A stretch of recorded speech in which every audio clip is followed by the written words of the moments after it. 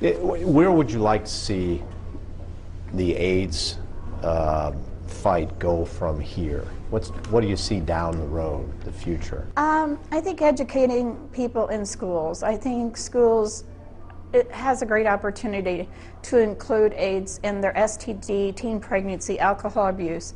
I think it needs to be covered with all of the things that teenagers face as growing up. I think we just need to, as I always like to say, like Ryan said, treat it like a disease and not a dirty word.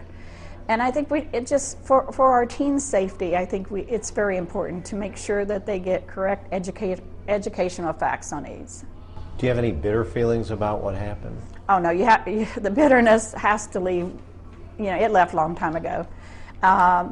It even left probably before we left Kokomo. I mean, because you just have to move on, and you have to, again, realize that you're not going to be able to change everybody's minds or convince everybody.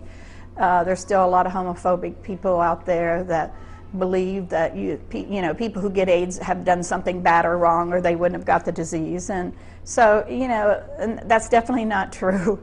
Especially as more women and people of color are coming down with AIDS. And so, it's not true. I mean, so you kind of have to move on. You have to try to educate people, but at the same time realize that some people you just can't change.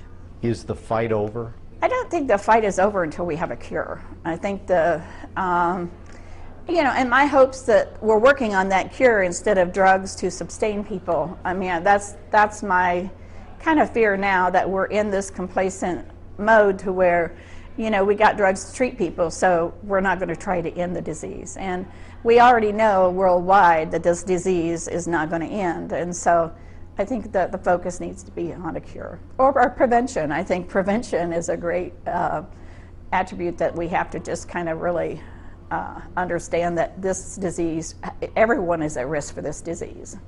Do you remember when you found out Ryan had AIDS? Oh my gosh, it was in 1984. He had been sick that whole year, and it was just, I kept taking him to the doctor, and they kept saying, well, there's a lot of colds and flu going around. And finally, the 1st of December, he started getting so sick. He had, they put him in the hospital. He had pneumonia in both lungs. They treated him with bacterial pneumonia, and he never got any better. And then finally they sent him to Riley Hospital, and there in emergency room, Dr. Kleiman said that we feel like Ryan has TB cancer, possibly AIDS. Well, I didn't know anything about AIDS. I didn't want him to have cancer, and but they ruled out TB, and they needed to do a biopsy. There was no AIDS test at the time. Of course, AIDS was so new. So they took a 2-inch biopsy, which was really hard because Ryan was a hemophiliac, and I kind of didn't want him to go in surgery. I didn't think he was, healthy enough. He came out beautifully. I mean, they sent the results to Denver, Colorado, and there the results came back that he had pneumocystis, which meant he had AIDS. And I thought, well, how could Ryan have AIDS? They said, well, we think this is going to be one of the first. And of course, we know in 1985 they brought in all hemophiliacs to clinics and found out that 80% of them was all HIV infected. So it was just the tip of the iceberg. What do you remember about his last day? Oh gosh, I don't remember a lot. I don't know whether I tried to block it out. I don't know whether. I don't think I ever realized how serious it was. He'd been sick before, and he'd always come out of it. Even my daughter said the same thing. She goes, Mom, I had no idea he was really that bad, because he'd always come through. And I knew he was sick, but they said they wanted to put him in a coma so the drugs could work. They felt like that slow his body down, and then the drugs could work better. And then Elton comes to the hospital, and I'm like, is this real serious? And then you just like, no, I'm not going to go there, I mean, I don't know. I think I was probably in a little bit of denial there that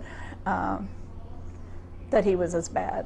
20 years later, what do you want people to take away from all of this? I think just that he put a face to a disease called AIDS that people could understand, and people could stop their discrimination, which is what the museum is all about. I mean, stopping discrimination.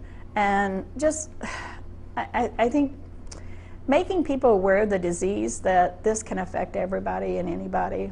and how important education was, because I know Ryan liked talking to young people because he said they listen. He said adults don't think this is their problem, but us teenagers, we know we're the most likely to experiment with sex, drugs, and sexuality.